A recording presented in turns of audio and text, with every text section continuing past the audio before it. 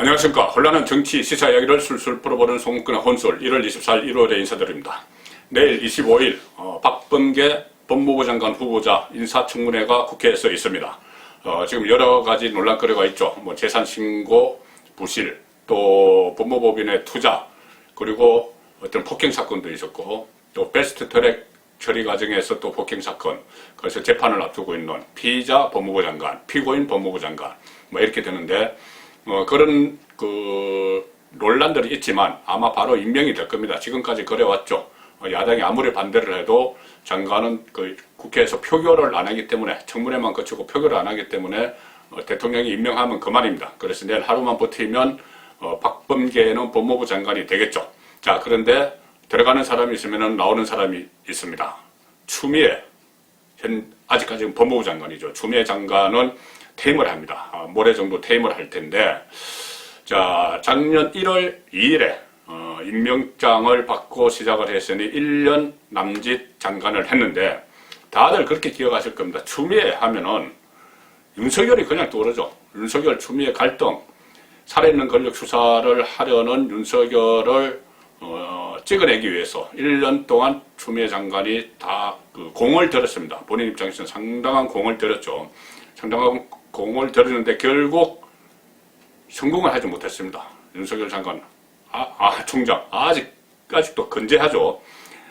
그동안 추미애 장관이, 법무부 장관이 가지고 있는 이 수사지휘권, 또 인사권, 감찰권, 이런 모든 것을 총동원해서 윤석열 축출에 나섰지만 결과적으로는 윤석열이 지금 이겼습니다. 추미애가 진 거죠. 그 과정에서 추미애 장관이 윤석열이 4명을 거역했다 이렇게 나왔는데, 그러자 윤석열 총장이 국회에서 검찰총장은 법무부 장관의 부하가 아니다 또 이래서 나름대로 대중적인 환호를 받으면서 자기 대권 주자로 우뚝 서는, 그래서 추미애가 윤석열을 때릴 때마다 윤석열의 대권 지지율은 올라가는 그런 아이러니한 현상이 계속 벌어졌었죠. 결과적으로 지금 범야권 대선주자 1위 윤석열을 만든 사람은 추미애다, 그런 이야기들이 증거에서 나옵니다. 특히 최근에 여론조사에서 윤석열 총장의 지지율이 좀 떨어졌죠. 제가 어제 소개드렸는데 한 10%로 갑자기 많이 떨어졌습니다. 그렇게 되니 추미애 효과가 없어져서 그런 것 아닌가? 추미애가 윤석열을 공격을 안 하니 윤석열의 지지율도 오르지 않는구나, 그런 분석도 지금 나오는, 그 정도로 두 사람이 1년 동안 아주 세게 붙었죠. 세게 붙어서 문재인 정권 입장에서 보면은 어떻게 보면 뒤에서 연출을 다 했는데 되게 세게 붙어서 일정 부분 성공을 거뒀습니다. 윤석열을 축출을 하지는 못했지만, 왜 그러냐 하면, 자, 추미애 장관이 적극적으로 나서서 살아있는 권력을 수사하는 윤석열의 이 활동을 지체시켰죠. 아예 적게는 못 만들었지만 계속 중간중간에 잘라서 지체를 시키는 데는 성공을 했습니다. 자, 수사팀을 4차례 학살 인사라고까지 불리는 자천 인사를 하면서 윤석열의 손과 발을 전부 다 제거를 해서 지방으로 다 쫓아보냈습니다. 한동훈부터 시작해서 다 쫓아보냈죠, 지방으로. 그래서 어쨌든 수사가 새로운 수사팀을 임명을 해서 그 수사팀이 수사를 다시 재개하는 과정에서는 또 처음과 같지가 않겠죠. 완전히 다른 수사팀이니까 의욕도 어지도 윤석열 사장과는 좀 다를 것이고, 그래서 이 권력 수사를 많이 지체를 시켰습니다. 또 뿐만이 아니고 윤석열의 수사 지휘권을 박탈을 해서 그 기간에 또 권력 수사의 차질을 빚게 만들었죠. 또 2차례에 걸쳐서 이 직무 배제 그리고 정직 이런 조치를 취했습니다. 윤석열에 대해서. 그래서 그때마다 법원의 판단을 받아서 다시 복귀를 했는데, 그 사이에 한 일주일씩 또 이 수사가 제대로 진행되지 못하게 하는, 그러니까 속이 일정 부분의 성과는 거둔 것입니다. 문재인 정권 입장에서 추미애를 내세워서 막 두 사람이 싸우게 해서 완전히 성공은 못했지만 일정 부분 성과를 거뒀죠. 그러고 나서 문재인 대통령이 신년 기자회견에서 윤석열은 문재인 정부의 검찰총장이다 이런 말을 하면서 일단 이 김을 빼는 그런 작전도 시도가 됐었습니다. 그래서 결국 구체적으로 보면은 이 공수처가 지금 설치가 임박했죠. 그래서 공수처가 2달 있으면 본격적으로 설치는 됐고 출범을 하는데, 그 출범을 하면은 지금 윤석열 검찰이 수사하고 있는 것을 다 가져가 버릴 수가 있습니다. 그 고위공직자 수사는 이첩을 요구하면 다 주도록 돼 있죠. 그러면은 윤석열 총장은 지금 2달밖에 남지 않은, 골든타임 2달밖에 남지 않은, 2달 안에 이 모든 수사를 해야 되는 그런 상황으로 만들어 놓은 것이 추미애 장관이죠. 추미애 장관이 이 상황까지는 만들어 놨습니다. 윤석열을 완전히 내쫓지는 못했지만은. 공수처 설치가 임박했기 때문에 공수처가 권력수사, 살해는 권력수사를 가져가서 뭉개버릴 수 있도록 시간을 만들어준 그런 공로가 추미애에게 있는 겁니다. 자, 그리고 특히 그 중에서는 4월 총선을 앞두고 중단했던 울산시장 선거 청와대 불법 개입 혐의, 지금 13명이 기소가 돼 있고, 그 총선 결과에 따라서 또 그 총선 이후에도 추미애 장관이 윤석열 견제를 계속했기 때문에 수사가 더 이상 진전되지 못하고 딱 멈춰 있습니다. 임종석 당시 청와대 비서실장 앞에서 딱 멈췄죠. 그러니 그 위로 문재인 대통령에까지도 가지도 않고 그게 딱 멈춰 있습니다. 이것도 결국은 추미애의 공로죠. 다 지체를 시켰기 때문에.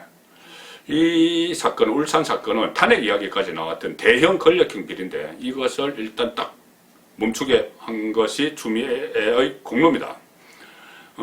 총선 후에 여당이 승리한 그런 분위기를 타고 계속 윤석열을 공격하면서 인사건, 감찰건, 수사지휘권 계속 활동을 했죠. 그래서 임종석 앞에서 이 수사가 딱 멈춰서 있는데 나중에 공수처가 발족해서 가져가 버리면 그만입니다. 자, 그런데 이 과정에서 추미애가 윤석열을 1년 동안 이렇게 공격하는 과정에서 추미애 장관은 많은 상처를 받았습니다. 이 아들 병역 특혜 복무 논란이 벌어졌죠. 그래서 연일 언론에 보도가 되면서 아들 문제로 거의 뭐 사회 문제가 되는 그런 일이 일어났고, 아들이 언론에 다 노출됐고, 딸도 관련해서 뭐 딸이 식당을 하는 딸 집에서 정치자금 카드를 썼다, 딸 이야기도 나오고, 또 장애를 가진 부군 변호사 이야기까지 막 나왔습니다. 자, 그런 이야기들이 시중에 막 화제에 올라오고 했기 때문에 개인적으로는 추미애 장관은 큰 손실을 입었습니다. 개인적으로는. 자, 그래서 앞으로 그럼 추미애는 무엇을 할 것인가, 어떻게 될 것인가. 그동안은 여러 가지 이야기가 있었죠. 국무총리설이 있었고, 서울시장 도전설이 있었고, 차기 대권 도전설까지 있었습니다. 국무총리 같은 경우는 그 전에 그런 보도가 있었죠. 노영민 당시 비서실장을 통해서 비서실장에게 국무총리를 요구를 했다. 대놓고 요구를 했다. 그런 이야기가 나온 적이 있습니다. 그런 보도가 나왔었죠. 지금 만약에 국무총리를 정세균 총리가 대권에 나가기 위해서 퇴임을 하면은 마지막 문재인 정권의 국무총리가 될 텐데, 이 마지막 국무총리는 대선 관리용입니다. 특히 이번에는 민주당에서 문재인 노무현과 달리 영남 후보감이 뚜렷이 없기 때문에 이재명이 나가든 이낙연이 나가든 정세균이 나가든 아직까지는 영남 후보가 없기 때문에 국무총리에 영남 출신을 기용할 가능성이 높습니다. 김부겸 국무총리설이 나오는 것도 그런 일환입니다. 대선용으로, 대선에서 영남 후보를 못 내니 국무총리를 영남 쪽에 사람을 발탁을 해서 영남 유권자들의 한샘을 잡으자, 뭐 그런 차원에서 김부겸 국무총리설까지 나오는데, 추미애 장관이 국무총리 가기는 어려워졌습니다. 잠시 후에 다시 종합적으로 설명을 드리겠습니다. 서울시장 4월 보선, 이거는 민주당에서 이미 판이 짜였죠. 우상호, 박영선 두 사람이 대결을 벌이는 걸로 판이 짜였습니다. 그래서 만약에 출마를 하더라도 1년 후에 지방선거 때, 지금은 보궐선거고, 그때 어떻게 시도를 할 수가 있는데 그 역시 불투명합니다. 그 이유도 말씀을 드리겠습니다.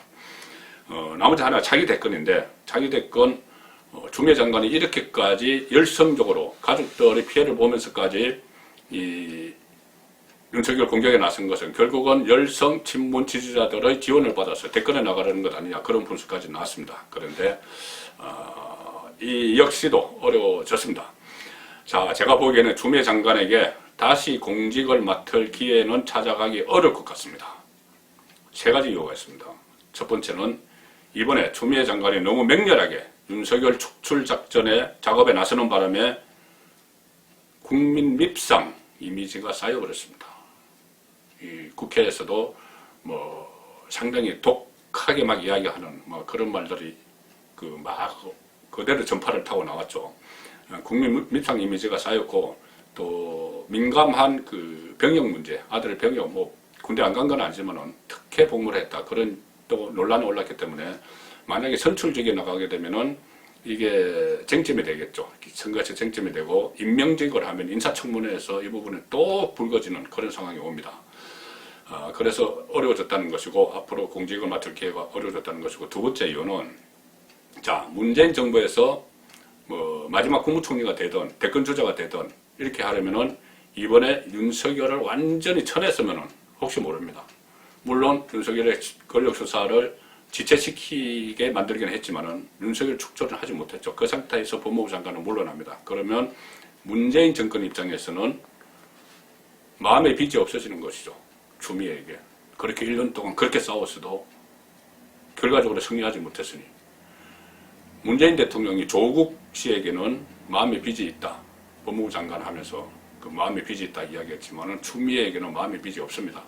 그래서 마음의 빚을 갖고 있지 않기 때문에 어떤 공직을 주거나 선출직에 나가는 지원을 하거나 할 이유가 없는 것이죠. 마지막 세 번째는 자 당초의 예상 제가 몇 번 말씀을 드린 적이 있습니다. 처음에 추미애가 저렇게 강하게 윤석열과 부딪힐 때 분명히 토사구팽 될 것이다. 토사구팽. 토끼 사냥을 하고 난 사냥개를 삶아 먹는다는 거죠. 토사구팽 될 것이다. 자 실제로 그때 윤석열 정직 2개월 징계안 가지고 청와대에 들어간 날 문재인 대통령이 이만 자진 사퇴하라고 요구를 했다. 그 보도가 나왔습니다. 여기에 대해서 청와대도 부인 안 하고 있습니다. 요구를 했는데 그러면서 춘추관 기자들이 머무는 청와대 춘추관에 들렀다 가라. 그래서 사의 표명을 하고 가라. 이렇게까지 이야기를 했습니다. 여기에 대해서 추미애 장관이 반발을 하니 그러면 경질하겠다. 이런 메시지가 같다는 이야기까지 나왔죠. 버티면 자진 사퇴 안 하면은 그냥 바꿔버리겠다. 발표해버리겠다. 그 이야기까지 갔다는 겁니다. 그래서 거기에 반발한 추미애 장관이 사표도 제출하지 않고 버텼다. 자, 이런 보도까지 나오는 정도로 지금 추미애는 토사구팽 당하는 겁니다. 실제적으로. 자 그렇기 때문에 내일 박범계 그 인사청문회 통과하고 뭐 모레쯤 임명장을 받고 출범을 하면은 추미애 장관의 야인이 될 텐데 결국 이번 문재인 정권이 뒤에서 총괄 연출한 이 윤석열 추미애 갈등, 윤석열 쳐내기 위해서 추미애를 앞장세운 이 파동의 가장 큰 피해자는 추미애입니다. 송국권의 혼술이었습니다.